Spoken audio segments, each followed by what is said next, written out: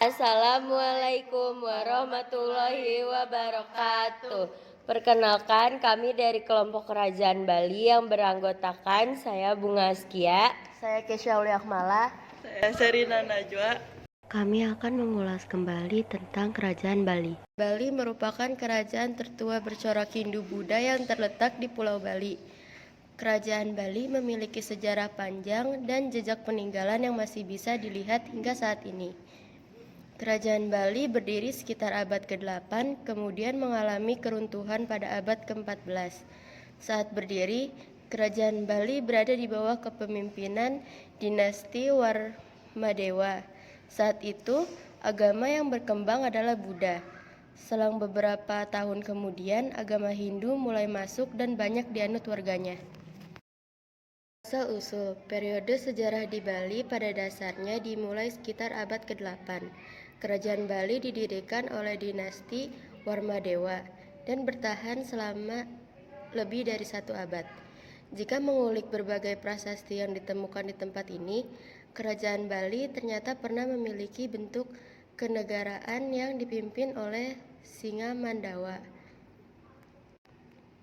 Sistem kenegaraan ini bahkan telah membuat seluruh masyarakat Bali tunduk dan menghamba. Namun, kekuasaan yang didirikan oleh Singa Mandawa ternyata hanya berlangsung sekitar 60 tahun.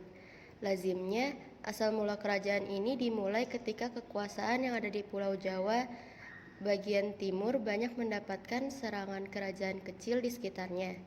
Kondisi tersebut lalu memilih pergi dan menyelamatkan diri dari pulau sebelah timur yang terkenal dengan sebutan Pulau Bali. Meski demikian, kebudayaan nenek moyang yang telah ada menyebabkan wilayah ini menganut Hindu-Buddha, animisme, dan dinamisme. Pahlawan kemakmuran. Masa kejayaan Kerajaan Bali ketika berada di waktu kejayaannya. Kerajaan tersebut memiliki kondisi yang aman, damai, dan rakyatnya yang sangat sejahtera.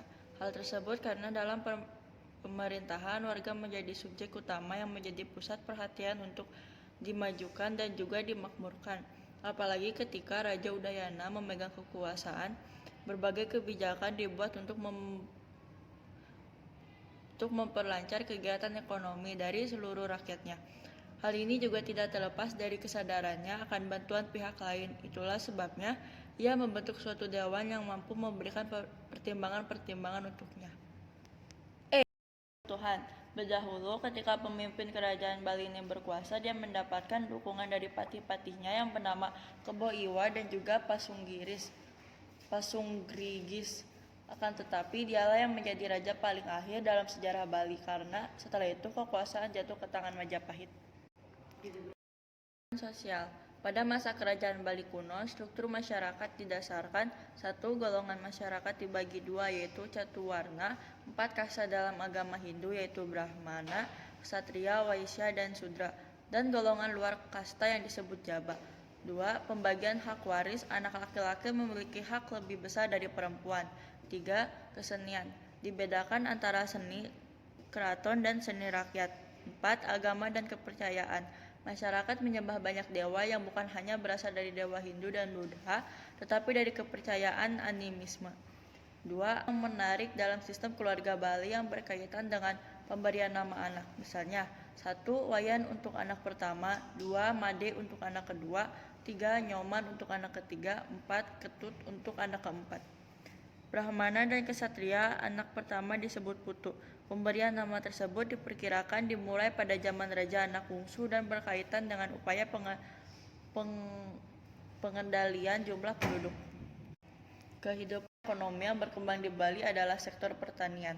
Hal ini dapat dibuktikan dengan kata-kata yang terdapat dalam berbagai prasasti yang menunjukkan usaha dalam sektor pertanian seperti sawah, parlak, sawah kering, gaga, ladang, kebawan, kebun, dan kaswakas. Pengairan sawah. Sistem pertanian subak yang dikenal sekarang sudah dikembangkan masyarakat Bali sejak abad ke-11. Kehidupan masyarakat. Saat berdiri kerajaan Bali berada di bawah kepemimpinan dinasti Warmadewa. Saat itu agama yang berkembang adalah Buddha. Selama beberapa tahun kemudian, agama Hindu mulai masuk dan banyak dianut warganya.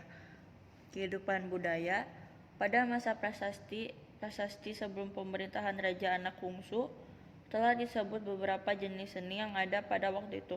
Namun baru zaman Raja Anawungsu dapat membedakan jenis seni ke dalam dua kelompok besar, yaitu seni keraton dan seni rakyat yang biasanya berkeliling menghibur rakyat. Berikut jenis-jenis seni yang berkembang pada masa itu. 1. Patapukan, atapuk atau topeng. 2. Pamukul, amukul, penabuh, gamelan. 3. Abanwal, permainan badut. 4. Abonjing, bujing, musik angklung. 5. Bangin, peniup suling. 6. Perbuayang, permainan wayang. Prasasti. Yang pertama ada prasasti Panglapuan. Prasasti ini bercerita mengenai para penguasa yang memimpin kerajaan dan berkuasa pada masa itu, seperti Udayana, Jayapangus, Jayasakti, dan Anakungsu. Isi yang terdapat di dalamnya memberikan informasi mengenai sejarah kepemimpinan para penguasa kerajaan Bali hingga akhir masa kejayaannya. Selanjutnya ada Prasasti Belanjong. Prasasti Belanjong merupakan sebuah prasasti yang dikukuhkan pada tahun 913 Masehi pada masa pemerintahan Raja Sri Kesari Warmadewa. Prasasti batu setinggi 177 cm ini pertama kali ditemukan di Banjar Belanjong, Desa Sanur Kau di daerah Sanur, Denpasar, Bali. Ini ditulis dalam huruf Pranagari dengan menggunakan bahasa Bali kuno dan Kawi, serta menggunakan bahasa Sanskerta. Prasasti ini merupakan sebuah informasi mengenai catatan kemenangan Raja Adipati Sri Kayasari Warmadewa. Selanjutnya, Prasasti Anakungsu. Anakungsu merupakan adik Airlangga yang menggantikan kedudukannya sebagai seorang Raja Bali dan Jawa pada tahun 1049 sampai 1077 Masehi. Prasasti ini berisi masa ketika ia berkuasa. Setelah prasasti peninggalan kerajaan Bali juga terdapat candi-candi. Yang pertama ada candi di Gunung Kawi. Peninggalan kerajaan Bali berada di Sungai Pakerisan, Kabupaten Gianyar, Desa Tampak Siring, Dusun Penaka, Kabupaten Tampak Siring, Provinsi Bali, Indonesia. Pura Gunung Kawi atau Pura Tebing Kawi merupakan candi yang diukir pada sebuah tebing batu padas. Candi yang telah berusia ratusan tahun ini diperkirakan dibangun sekitar abad ke-11 Masehi, yaitu pada masa pemerintahan Raja Udayana hingga masa pemerintahan Anakungsu. Berada di daerah yang asri, candi yang berada 40 km dari Denpasar ini memang menarik perhatian masyarakat tanah air karena keunikan penataannya. Selanjutnya ada Candi Wasan. Candi ini berada di daerah Wasan, Batuan, Sukawati, Gianyar. Candi Wasan mulai mendapat perhatian sejak kedatangan J.C. Chrisman, seorang peneliti yang berasal dari Belanda pada tahun 1950. Konon, candi yang pada awalnya sering digunakan oleh masyarakat sebagai tempat pemujaan ini memang tidak mendapat perhatian penuh.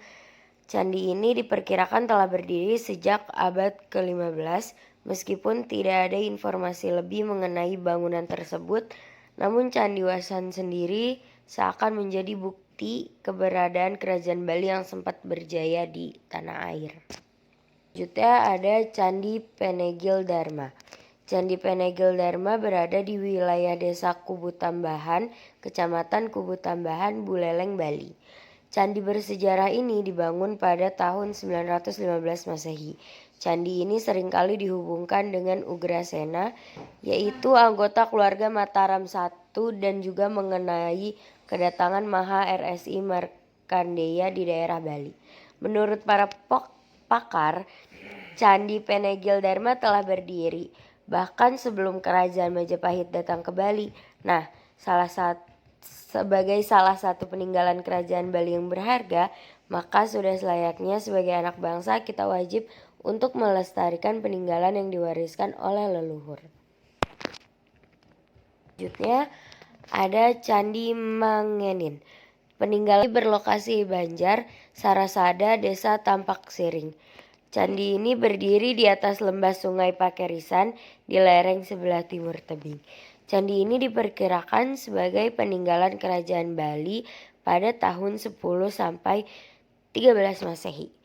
Keberadaan candi ini memang cukup unik karena dibangun di atas tebing lereng yang cukup curam dan menakutkan. Meski begitu, masyarakat sendiri masih banyak yang antusias untuk melihat keberadaan salah satu situs bersejarah yang ada di Pulau Bali tersebut. Selanjutnya ada Candi Tirta Empul. Candi ini dibangun oleh Raja Sri Chandra Warmadewa pada tahun 967 Masehi. Peninggalan kerajaan Bali yang satu ini merupakan salah satu tempat yang cukup terkenal karena dianggap suci dan memiliki khasiat oleh masyarakat Bali. Candi yang berjulukan sebagai Istana Air ini merupakan sebuah tempat diadakannya ritual untuk membersihkan diri. Candi ini sendiri merupakan tempat yang paling sering dikunjungi oleh wisatawan lokal maupun mancanegara. Selanjutnya kita masuk ke bagian pura. Yang pertama ada Pura Puncak Penulisan. Berada di atas ketinggian sekitar 1745 mdpl, Pura Puncak Penulisan atau dikenal sebagai Pura Tegeh Koripan adalah salah satu pura tertua yang menyimpan sejarah panjang kerajaan Bali. Di tempat tersebut terdapat beberapa peninggalan kerajaan Bali yang masih berdiri, mulai dari arka hingga bangunan yang memiliki nilai arsitektur canggih yang dapat memukau mata.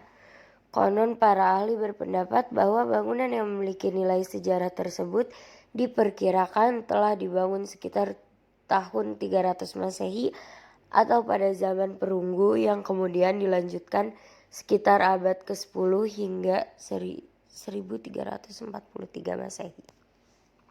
Selanjutnya Pura Agung Besakih.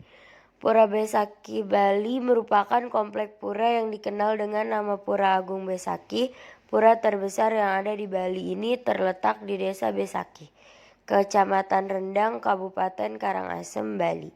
Pura Agung Besakih sendiri merupakan salah satu pura yang masih beroperasi hingga saat ini. Pura Agung Besakih diketahui menjadi tempat peribadatan ajaran Hindu yang kerap menjadi tujuan para wisatawan dari dalam dan luar negeri.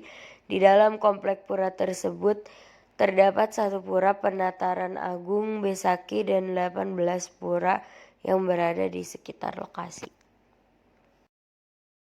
Sekian presentasi dari kelompok kami. Apakah ada yang ingin ditanyakan?